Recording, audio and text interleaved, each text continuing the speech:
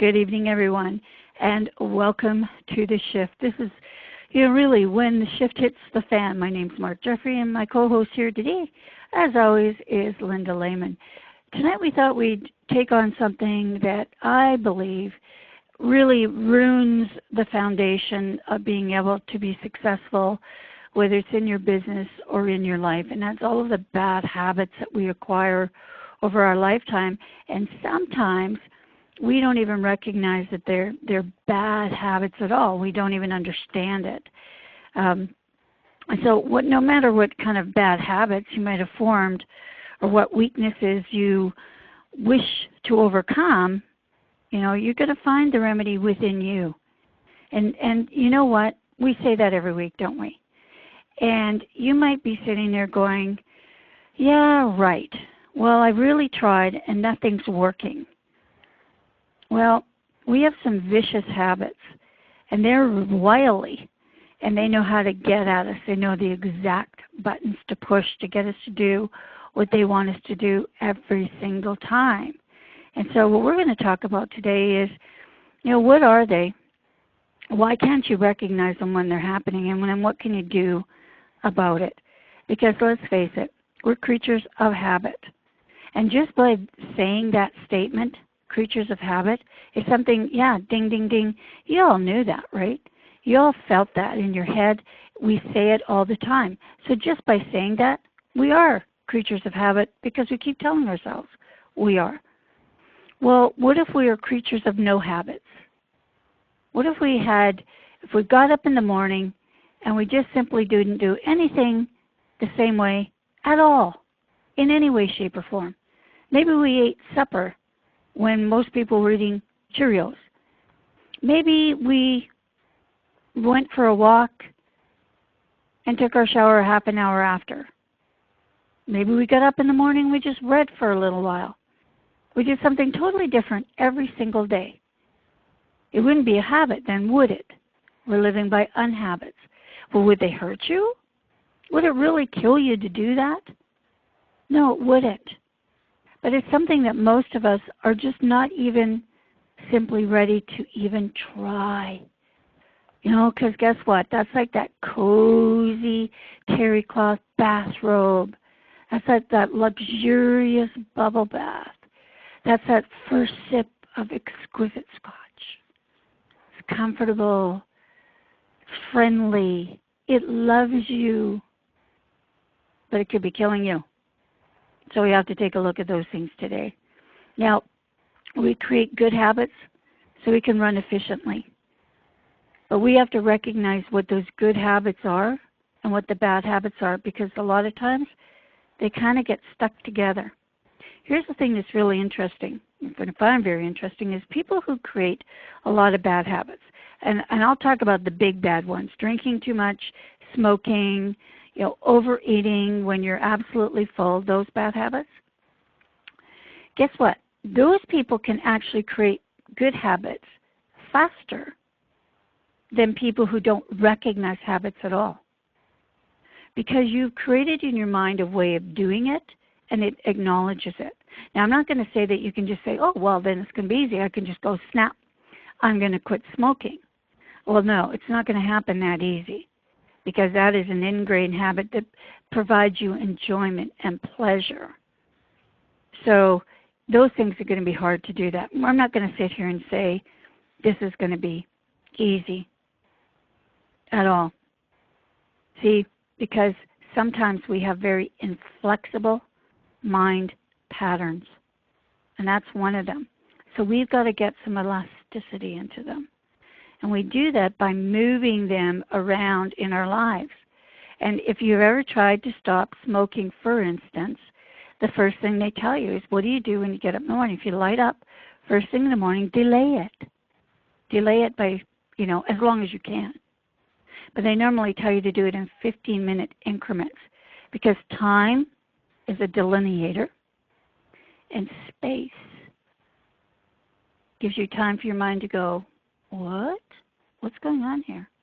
Why didn't you just do what you just did yesterday? What? It's going to start asking some questions. And in the meantime, you're probably also triggered the fearfulness. The fearfulness is, okay, I can't go one more single second without having a cigarette.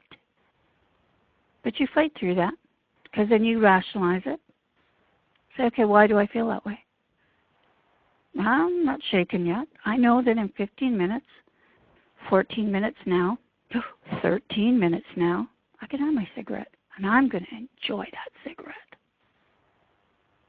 But you moved through space, and you defined time. And that's how we break habits, the tough ones. We move them and make them flexible, because right now, they're inflexible. They're not moving anywhere. They're there, just like running head full steam into a wall. You're going to slam into that wall every single time. But what if we gave that wall a little bit of cushion? It's a softer landing. And what if we gave you hope by making it more elastic that you might be able to push through it? What would your mind do then?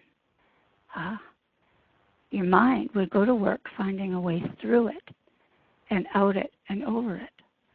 It's not to say that you're not going to slam into that same exact wall 6 months from now because stress came into your life, something happened, and you wanted to go back into that cozy, cozy terry cloth robe, that luxurious bathtub, have that cigarette. Yeah, you're going to want it really bad. But your mind's going to challenge you a little bit at that point, too. It's going to say, wait a second, I just learned a new trick. What? What are you doing now? And if you can stop for those 15 minutes again because you gave it time, your mind's going to rationalize with you and make it easier to resist. Oh, there's a lot of depth and layers to habits and breaking habits. And are you recognizing them? So, Linda, I'm going to bring you in on this right now because I have a question for you. Did you ever have a really bad habit that you had a really difficult time managing?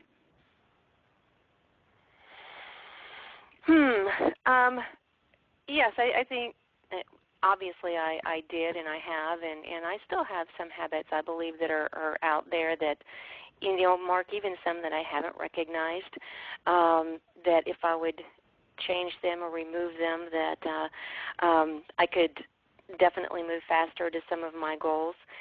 And, you know, gosh, I'm trying to pinpoint some major ones because what I typically do, Mark, like I know you do, is once I've overcome something, I just step aside from it and I leave it behind. I let it go, and I try really hard not to think about it anymore. You know, I would have to say one of my habits is it's a great love of food, all foods, and especially rich food. And yeah, and you know, I love to just go out there and eat whatever it is that I want to eat, regardless of what's in it. And what I have found that's a very, very hard habit for me to break, to eat more sensibly, eat like more greens and you know, less creams and butters, and of course I was raised on fried food, and that was a habit that was built inside of me before I ever even recognized what habits were. So that in and of itself was a pretty hard one to break. As I got older and, you know, my body started changing, then this eating everything that I absolutely wanted under the stars and moon and sky became an issue. I mean, I started outgrowing clothes and gaining a lot of pounds, and I realized that somehow I needed to stop doing that. And, Mark, it was difficult. You know, yes, even though I enjoyed some of the healthy foods and I found out how to season them to where they tasted good, my mind could talk me into, oh, come on, but that's your best friend, and they just made this homemade banana cream pie. and you know how good it is, one slice isn't going to hurt you, right? Mhm. Mhm. Or one of my favorite things to do was to sit down and eat ice cream with my dad every single day. Yep. I did the same thing with my grandpa. Yep. Yeah, one more bowl full isn't going to hurt anything, right? Yep. Just one Yep. more. But I'll you know start what? my new eating plan tomorrow. Yeah, and we just talked about this just the other day though, because you and we got our own little challenge going on here, try to incite a riot for each of us to stay on track with trying to do this. And we never said, I'm going to become a vegetarian or I'm never going to eat another calorie. We didn't do it that way because number one, I don't think either of us would have lived up to that commitment, even if we made it to each other. But here's something interesting, guys, because we're honest here about everything that we do. Guess what her doctor said, and guess what my doctor said? Exactly. Well, you're healthy, so that's just vanity. If you want to lose a few pounds, that's just vanity because you're healthy. All your blood levels, you have low cholesterol, your heart is in good shape, you're in great shape. And so it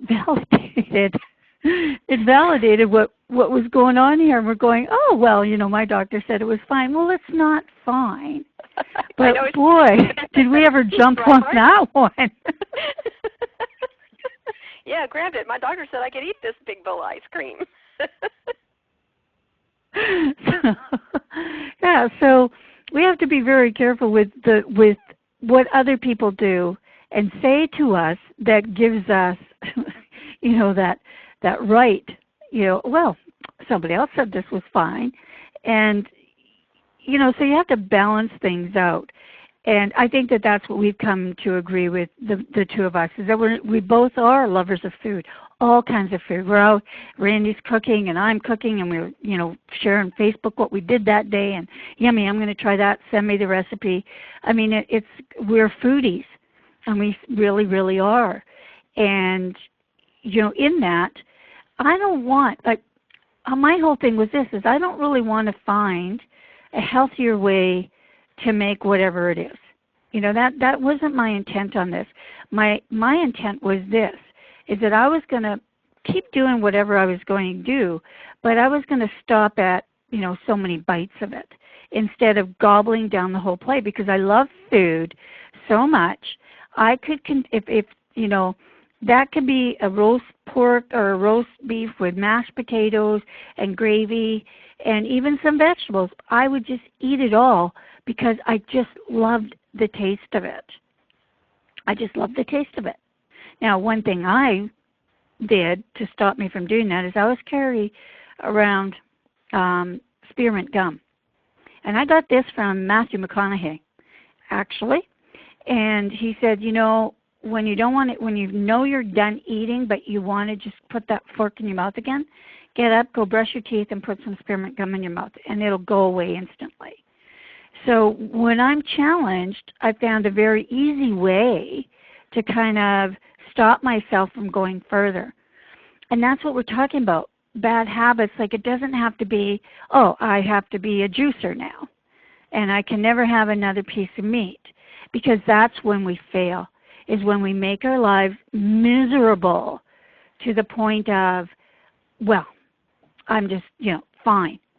Well, what good is that? That just is a bad habit on a bad habit, making a bad day. Right, Linda? Oh, right. And you're not going to stick with it either. If you told me tomorrow, Mark, that I had to do juice only or vegetables only, I would feel like you had just given me a death sentence. But if you turned around and you said, Linda, we would like for you to incorporate more fresh vegetables into your diet. You're not telling me to take away anything. Just incorporate more fresh vegetables. Okay, I can do that. That's doable. And then if you say, and you know what, why don't you do this for maybe 6 days a week, and then 1 day a week, just go out there and eat whatever you see that you want to grab a hold of and eat. So you give yourself a free day, not a cheat day, because if you say it's cheating, then you think you're doing something that's dishonest. A free day. One free day that you can just do and eat anything that you want. The other days, I'd like you to be more aware of what you're eating. Incorporate more of the good stuff. Yeah, you can still have your meat. You can still have these other things, but let's do more, spinach and broccoli and carrots and all of that. Just add a little bit more to that and see what happens. Mhm. And I'll tell you something. Yeah, it does. And I'll tell you something else. Hands up in the air, I'm going to admit to something. I was trying to do that. Okay, well, I live somewhere where I only get fresh vegetables for about, maybe not 6 months out of the year, maybe 4. And the rest of the time they're brought in from, places on the earth, and some of those places on earth I'm not so sure I really want to eat the food. So I'm actually very good about eating salads and different things like that during the summertime because I know where these vegetables come from, and I feel good about eating them, and they make me feel good about supporting my local farmers and that type of thing. I tried canning, I tried freezing, these same things. I'm not very good at it yet, so I'm actually going to have to employ somebody to do that for me. But one of the things that I did do is I knew throughout the day I wasn't still getting enough fruits and vegetables. I mean, the serving's kind of small. It is. But I still wasn't getting. So, you know what? I just bit the bullet and I went out and got a juicer. And the one thing that I have been doing before, I used to get up, I'll have my cup of tea and, kind of putz around the house and kind of think about what my day is going to be. Sometimes I put on some relaxing music and just hang out in my bed for, an extra few minutes in the morning while I kind of sort through things and do my gratitude and meditate and things like that. But now what I do is at night I get things ready for, a really good shot of juice in the morning. And I shoot that back, and interestingly enough, I've only been doing this for like a week and a half, but I don't laze around in the morning at all. I'm ready. It's interesting. I know you hear it on the infomercials, but it is actually true that you do feel such a jolt of energy that you can't help but go, you start doing the rumba. You're ready. You're ready to play out there. So if there's somebody out there, for instance, and you're having a hard time, this is a good way to get your vegetables, because I know I don't know. I'm going to have to come up with a plan for the winter time as to how I can maybe freeze these things or, whatever. Because keep in mind, when you're drinking apple juice out of the store or any of those things, those are all pasteurized, right? That means they've been cooked. If you don't know what pasteurized means, anything pasteurized has been cooked. So, a good percentage of the nutrients are gone from it. And some people don't like the thick smoothies that, if you blend things up and they make that. Like tons of ways that we can do that. But enough about food. Obviously, food on my brain all the time because I love it so much. But let's talk about some other ways that we have bad habits. And I want to talk a big one because I've talked to several people this week, Linda, in my business. And, I've heard over the course of a month or two, oh, yeah, I'm going to do this and I'm going to do that. And then the next time I talk to them, I'm saying, well, how did you do? Well, this came up and that kind of came up. And so I'm going to do that this week.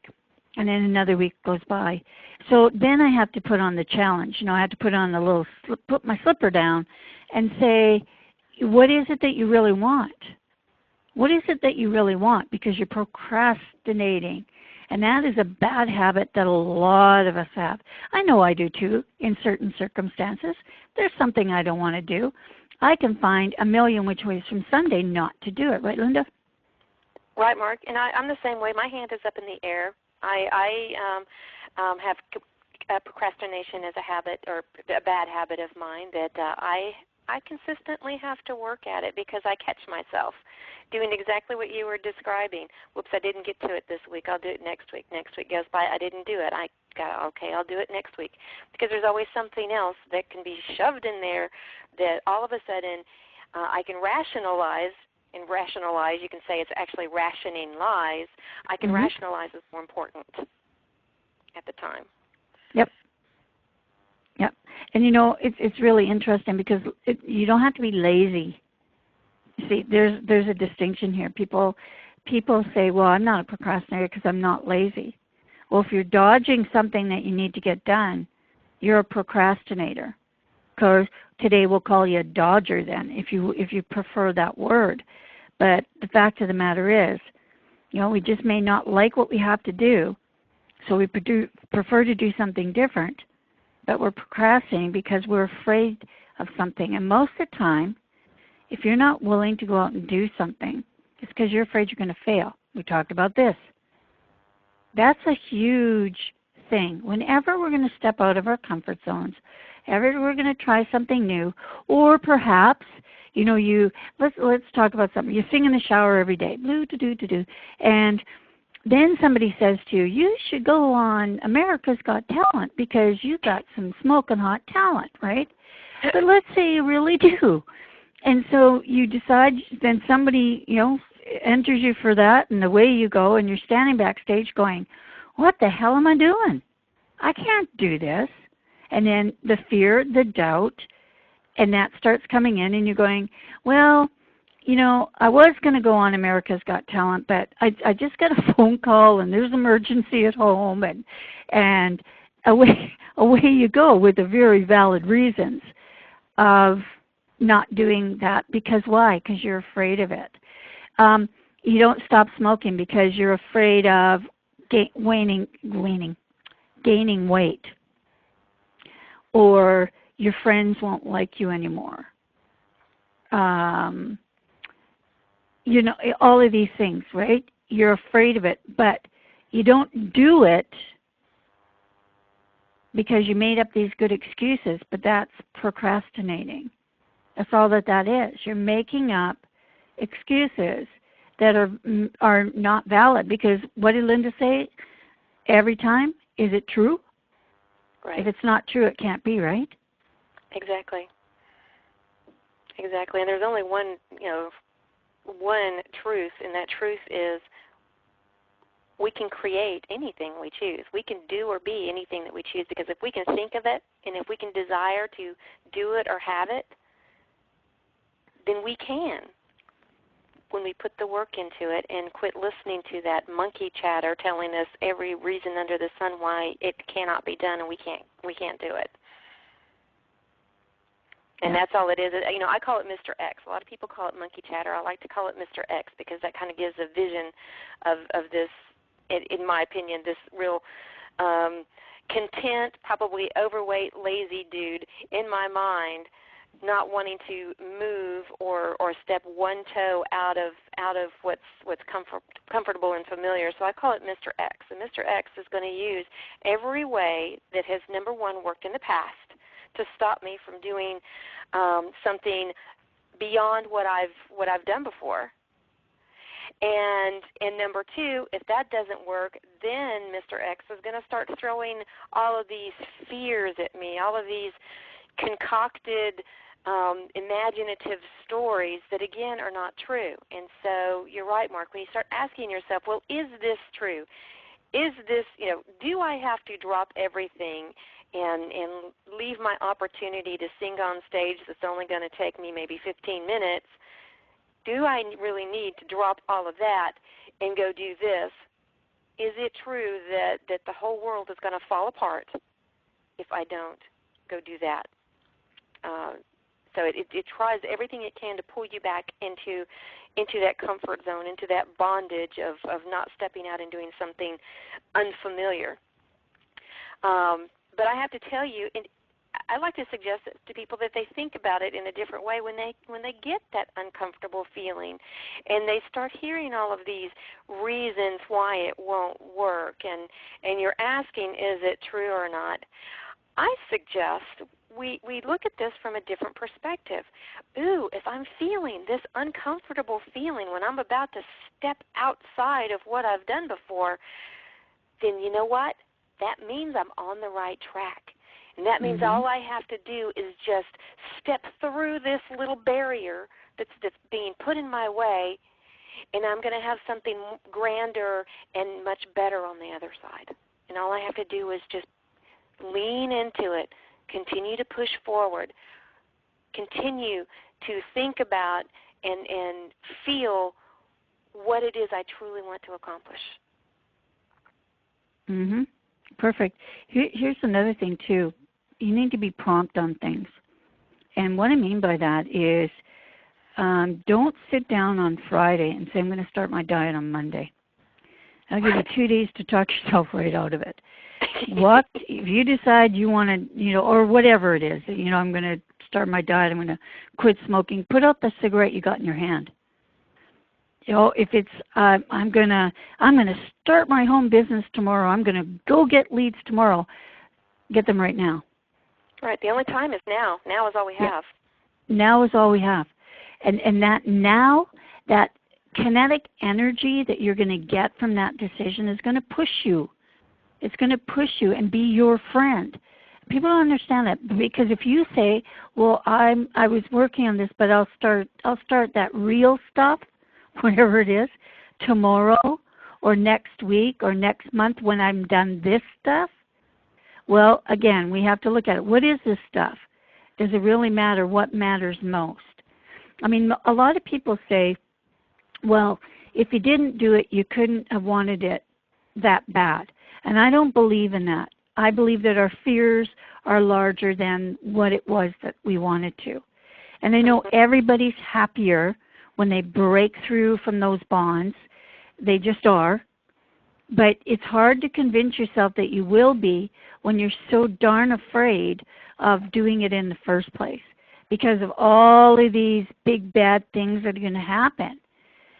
So again, we come back to the balance of it. So, okay, you might gain weight. If we're looking at, your fear of stopping smoking, you might gain weight, A lot of people lose weight, by the way, by a bigger percentage than actually gain weight. So you might gain weight, and maybe a couple of your friends will egg you about, smoking, because actually they wish they could quit smoking and they're envious of you. So let's just not go there. So you look at that, but what are the things that you can do that will mitigate that? Well, gaining weight, I'm just going to have to watch what I'm eating for a couple of weeks. Just make sure I'm not, eating food and replacing food with that cigarette, because that's how you gain weight. You just don't gain weight because you quit smoking, that it dullens your taste buds. It does all of that. It absolutely does. But the thing is, once you quit, you might find out, like my daughter did. She goes, I can't believe how good food tastes. I was just shoving it in my mouth before. I can't believe how good the air smells. I can't believe how much I can smell. So she said, this is too much to give away again. Interesting. But that's she wasn't going to quit smoking. She kept, I love smoking. I said, you're so full of it. Yeah, whatever. Nobody likes it. They just started it for some dumb reason, and now they're saying they like it because they can't or won't stop it. But everybody I know that stopped it has not regretted that choice. Now, some have gone back to smoking for whatever reason. Some people have gone on a diet, and they have not been successful, because I totally agree with this.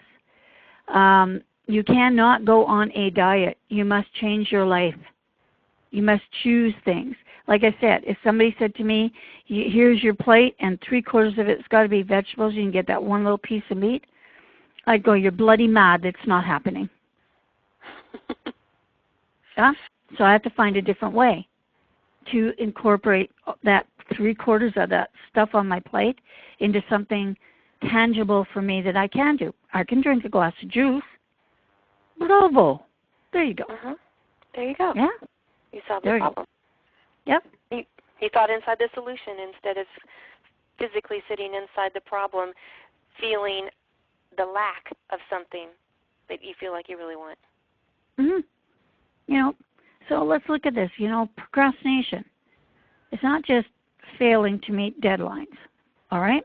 Although it is that. But it's not starting, too. Not starting, for whatever reason it is. And I'm sure that if we were going to be truthful and honest with ourselves, we could find 1,000 ways in a day that we don't do something.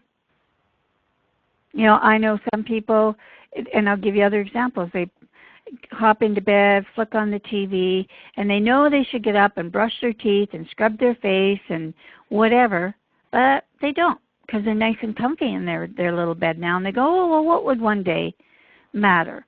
When your teeth are going, hey, it matters, dude. It's like, excuse me, remember everything you put in this mouth today? Yeah. It matters. And we want to brush.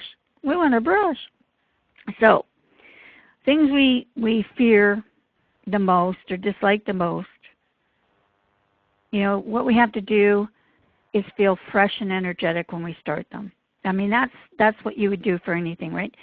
Preparing for it. And that's something I don't mind when people are procrastinating. You really do need to prepare yourself for the best success. And that's doing that little bit of research for whatever it is. Does everybody gain weight? And like Linda said, is that true 100% of the time? No, it's not. So it can't be your excuse. And you can't know if you're going to lose weight or gain weight unless you actually stop. Right? Right, exactly. So we have to do that. But you also want to do something, and I think this is when we're breaking bad, something we really have to think about is celebrating all of the steps that we take and being our own cheerleaders, because nobody else is going to. In fact, you're probably going to get more naysayers. Oh, you haven't ever lost an ounce of weight before. Why are you trying again? Oh, you know, you've never, you've tried 14 businesses. What makes you think that this one's going to be the one that you're going to be successful at? All you're doing is wasting your money. You'll never run a marathon. Gosh, you can barely make it up the stairs. Who are you to think that you can do that? So that's outward people, but guess what? Inward, they're inside your head now. So sometimes, and I think, Linda, you brought it up, sometimes you can't tell people what you're doing until you're kind of into it. You know, it's interesting, we'll talk about pregnancy. A lot of people don't tell anybody they're pregnant. Now, it's a fear issue base, but still, they don't tell anybody they're pregnant because they don't want everybody getting excited about it and then something happens. So that's always called the safe way to do that. Okay, I don't necessarily agree with that, but it's something that you can incorporate into moving through to new habits. Like, if you're afraid that your friends are going to say something about, you know, a diet because you always go out for, you know, you're always eating Cheetos, you're the Cheetos gal, and you forgot to bring them one time. Say, oh, I'm sorry, you know what, but I found these great beet chips. Man, I really love them. Give them a try. Mm-hmm. So they don't have to know that you're shucking one to get to the other, that you're replacing it. And inside your head, you're doing something healthy, and you're presenting it in a manner to these people that would be acceptable. Linda, I bet you can think of a dozen other ways that people can do this instead of that and still not look like a fool or be challenged in their decision. Mm-hmm. Absolutely, and you're right. I have said in the past, you know, if you're starting out on something new, you don't have to tell the world about it. You can keep it to yourself, and it's kind of a fun little secret, if you will, especially if you know your friends and you love them. And a big thing to celebrate, and I love celebrating small wins, even if it is bringing the beet chips instead of the Cheetos today and sharing them and having other people agree with you. Yeah, these are really good too. But it's those little wins too that you celebrate when you start seeing results. And you celebrate those results, and then your friends are saying, wow, you're looking great. And you're saying, yeah, thank you. And then you can start giving them little hints. This is what I'm doing. And give them some little steps that you're taking, or maybe you're joining the gym and you're going to the gym 2 or 3 evenings a week after work instead of just going home and plopping down in front of the TV, Or you might say, it's a gorgeous day for lunch today. Why don't we just put on our tennis shoes and walk around the block a few times instead of just sitting around gossiping? We can gossip and talk at the same time. Those are little wins that we can celebrate. But here's the deal, and as much as your friends and your family love you, they have insecurities within them, and they don't want you to change, because if you change, you're going to be different from they are now. But if you can lead them by example and show them, hey, this is what I've done and this is how far I've come, and hey, I'm here to help you now, because they can see the results, and then they start believing, wow, if she can get those results, maybe I can too. And then they can turn into your champions and you can be theirs. Yep, exactly. Exactly. Little incremental changes that you can do to start. I mean, that's the whole point. Just start. It goes back to writing down goals, having your little journal, and if it's your secret little diary, that's fine too. If you don't want to share it with the world, write down the goals for yourself and for your family, for your life, and challenge it every single day. Say, am I doing the things that are taking me closer or further away from my goals? And if I'm going further away, why? Am I procrastinating on things because I'm afraid? Is it my husband or my spouse, my partner, my children, my friends that are taking me away from my goal? Am I afraid of what they will think of me? Am I afraid I will lose them? Will they think I'm trying to be better than them? I mean, I can give you 1,000 different excuses, but I want you to level them down as reasons that I am not doing something, because your reasons will come from a logic place in your mind. Excuses come from the illogical, emotional, I want everybody to love me, that type of thing. Well, the reasons I did not eat my vegetables today was this. And you're going to have to be honest with yourself. That's a big thing. Whole big thing here. You have to tell the truth to yourself. There's no other way around it. First, you have to acknowledge your weaknesses. You have to acknowledge them. Okay, right. I want to do this, but I'm not doing this because of this.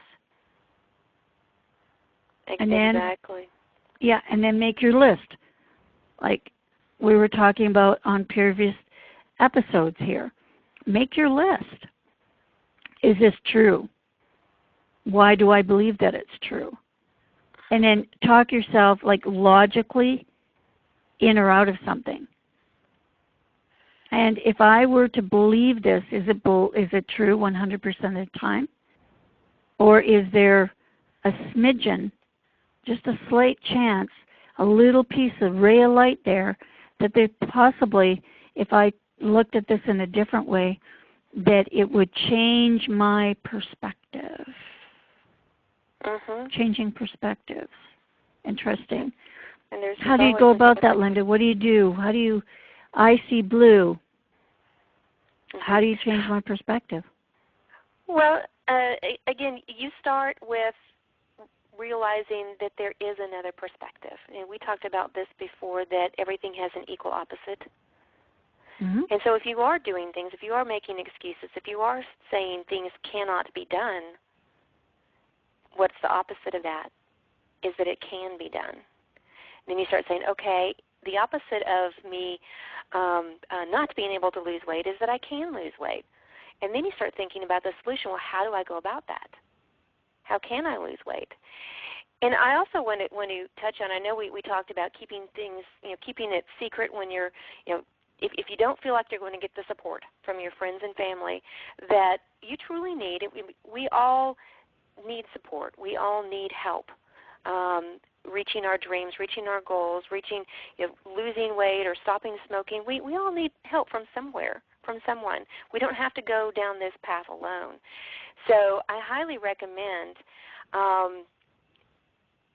understanding and acknowledging those that you love, understanding and acknowledging their good habits and the appreciate the love that they have for you, but find someone who you know that you can share this goal with, who you know, no matter what, they will support you in reaching that goal, whether it's somebody you know or whether you reach out and find a coach or a mentor, because you know that that person is going to support you and say, okay, I got your back here, and this is also going to be the person to help keep you accountable.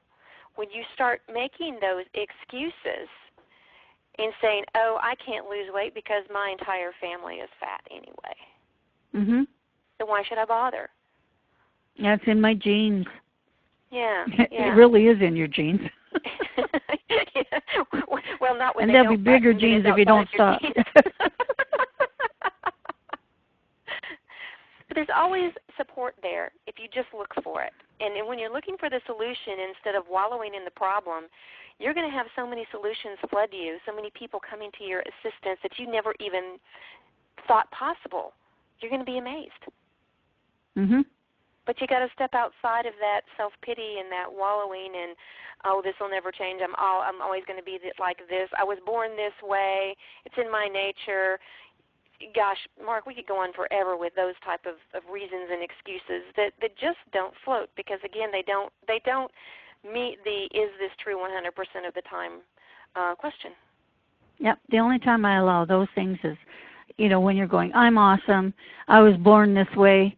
Nothing can stop me. That's the flip side of that one. So if you want to do it, if you're, I was born this way, then do it all on the good stuff. The other stuff isn't there. But that you're true. Unless you acknowledge your bad habits, you can't dodge that issue. You can't overcome a bad habit if you refuse to admit it. You're living in this psychological prison of your own making. You're bound by your beliefs, your opinions, your training, your environment, all those influences. And like most people, you're a creature of habit. You're conditioned to react the way that you do. So, but just that way, you can degrade the other half too. What makes you think that you have to be bad and you can never be good? I don't get that.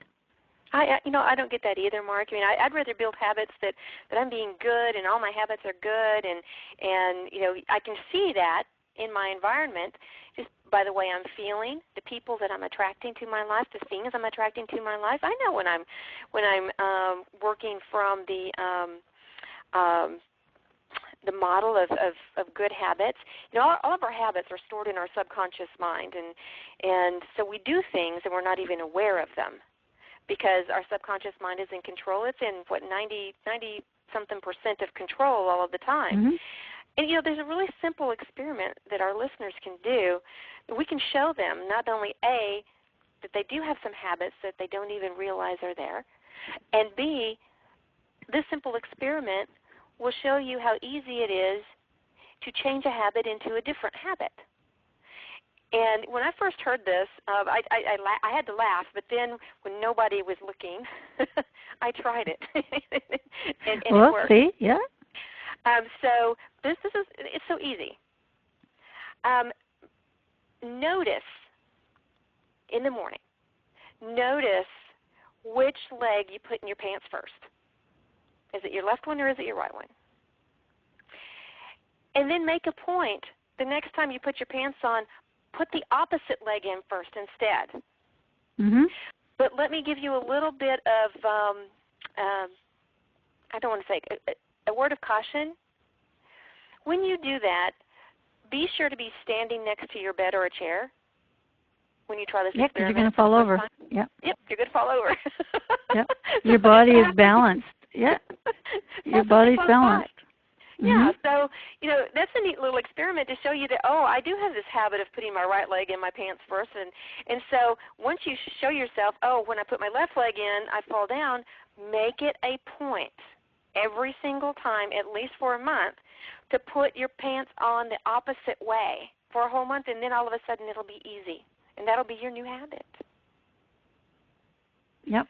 And then you can think to yourself, wow, that was easy. What else is going on in my life? What else do I want to change?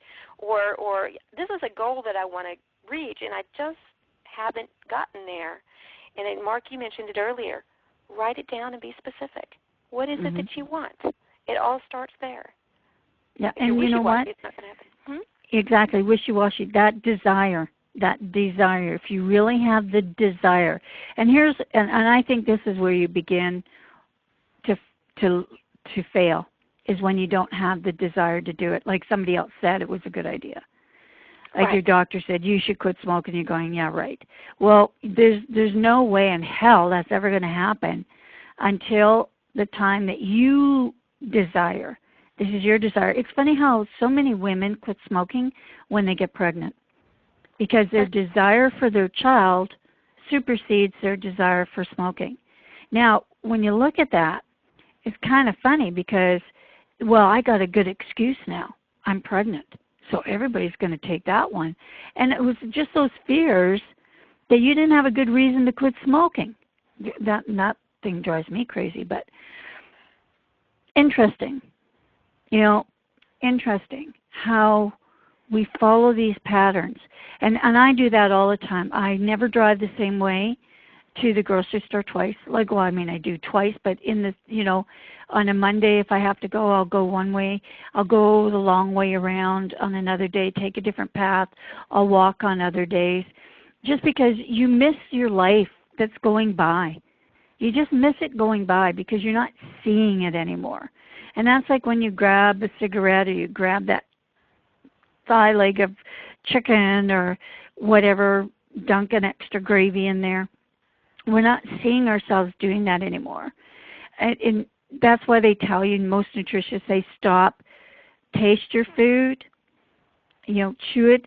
It's not really that does anything, that you actually absorb any more nutrients. That's not what that was about. What that was about is making you stop and actually realize you're chewing. That right. You're doing something. Because people do these automatic. They get up and, you can drive. I don't know how many times when, Linda, you're still out on the road a lot, much more than I am. Do you ever get to where you are and you don't even remember that, you kind of think, I think I went through a red light? You don't remember it. And I know everybody that's listening to this has done that. You got to somewhere and you're going, I don't remember. How the hell did I get here? Yeah, exactly. Those moments, your subconscious was actually driving the car. You were not paying attention. The habit was driving. Yep. Our habit is driving. The same person and stick them in a car that they're not familiar with, like take them from an automatic transmission and stick them in with a stick, then have them drive the same route, they're going to notice things on that route they never noticed before. Yep. And it's interesting. These are just simple little things in our lives we let go by automatically. One, I believe that you'd enjoy your life more if you realized more of it was going on. And they took the time to go out of your way and help other people throughout the day doing whatever it is.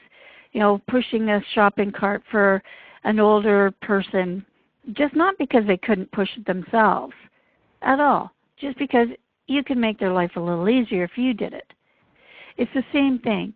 We could make our whole universe change if we look after ourselves personally and have a desire to live the healthiest that we could be. If we could be cognizant of the actions we take towards others and of ourselves. If we did all of these things and everybody took that responsibility, what an amazing world, because you would go out and talk to people and be unafraid that they would think you were crazy because you're talking to them. I mean, I talk to everybody. It drives my daughter crazy, by the way, because she's going, like, with you is just crazy because you just talk to anybody. And I said, yeah, well, I'm interested. Like, why did you buy that when I'm out somewhere? Does that work? I'll be in the washing aisle at Walmart and say, hey, what kind of washing soap do any of you people use? Because mine sucks and I need a new one. Because what's going to be the best validation on that? Not the commercial I'm going to see on TV, but people that are actually doing it. Exactly. You know, so if you're going to stop a habit too, what do you want to do? You want to maybe get into a group. They're all trying to do the same thing. Like Linda said, you know, if you're going to want to lose weight and you want to get healthier, well, go find some people that have the same goal. Hop on that train, and it's going to make your ride easier because you're all pushing in the same direction. Right. Plus, not only are you going to find support for yourself, but you're going to realize that you're supporting and helping other people, and that's going to make you feel even better. Yeah. Yeah. And then let's talk about these. I know we're going long. I've got, and I'm actually going to put more on our site, but I took the time to write down 10 things that I want you to think about when we're talking about breaking habits. I'm going to expand on these because I know we're coming up on the top of an hour, and we wanted to expand this session because we knew we had a lot to say about it. But I've got some things I want you to think about. The first one, and this is the most important one, is choose the habit you wish to change. You know, you got to have a target there. Target a habit that not only a disturbing element in your life, but one that holds you back from achieving your goals. Select a self-defeating pattern that you can focus your disconnect on and turn around. And you're going to gain so much satisfaction from that. We're talking about the whole time, assessing the problem.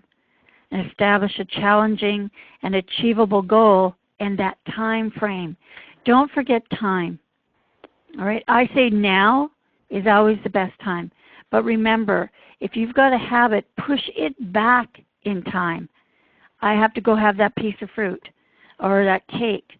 We'll push it back and say, if I still think that way in 20 minutes from now, I'll go get that cake. But I'm only going to have 2 bites. All right? Prepare to grieve the loss of the habit. And this is one that we haven't talked about, but I really want to stop here for 1 second and talk about this. Prepare to feel bad and sad about the fact that you're not doing that because it loved you and you loved it so much.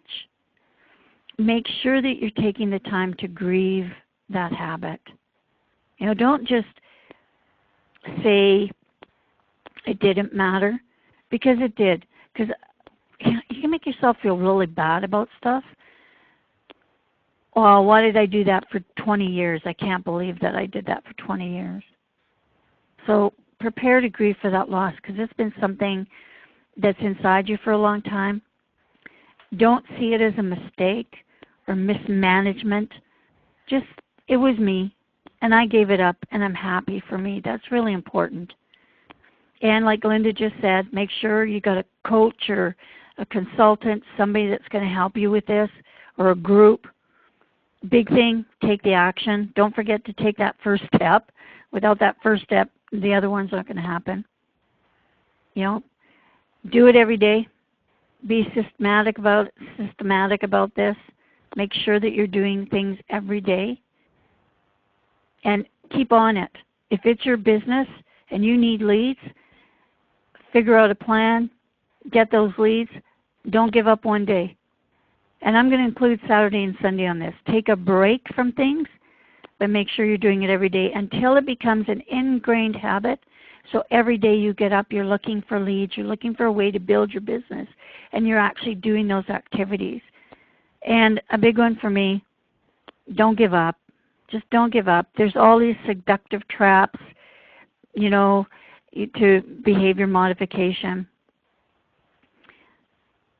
Just give yourself a pat on the back for the little things, just like Linda said. Celebrate them. Be optimistic that they are going to come through. You are going to do it. You're flexing. You know, because success is really what? Getting up one more time, then we fall down. That's it. And pursue the path. Now pursue your path. Your path. Overcoming all those hurdles and those obstacles along the way. It's an integral part of learning, of the learning process that we all have to go through, no matter what it is. Breaking, making, and mastering. That's what we're doing. Breaking, making, and mastering new habits. It's that chain in our lifetime process. You know, I believe this, that if you quit smoking, there's not probably going to be a day go by that you're going to want a cigarette or that piece of cake or whatever it is. I know that. So having the determination and desire to stay on your path, for me, that's a big one, a huge one. So with that, I'm going to give the final words, as I always do, to my partner, Linda. Oh, thank you, Mark. And I love that list. And as we talked about, we're going to post it out there for everyone so that you can refer back to it. But I want to add a couple of things. Kind of, again, I like to kind of break things down into the mechanics a little bit. One of the laws of the universe is the vacuum law of prosperity. And so, to me, it's not just enough to sit down and say, I want to break this habit. What we want to do is have something that serves us better to fill that space. Mm-hmm. So if you're wanting to get rid of a habit, we want to put something else in there that's going to serve us better. Because what's going to happen is then we're going to focus on what it is that we want instead of putting all of our time and energy on what we don't want. So if you want to quit smoking, for instance, you don't want to focus all your energy on quitting smoking. What you want to focus your energy on is, what are you replacing that with? You know, what healthy habit, what better habit that serves you are you going to replace that with, and focus on that. And you will be working 100% in harmony with, in accordance with, one of the universal laws. Understand, too, that it was repetition that put that habit there in the first place. You know, you don't just pick up a cigarette one day, smoke it one day, and it's a habit. You do it over and over again. You don't eat that piece of cake one day and never again. You overeat over and over and over again. So it's the repetition that got the habit in there. You don't tell yourself that you're a loser one time, and you are. You tell yourself that over and over. Get this.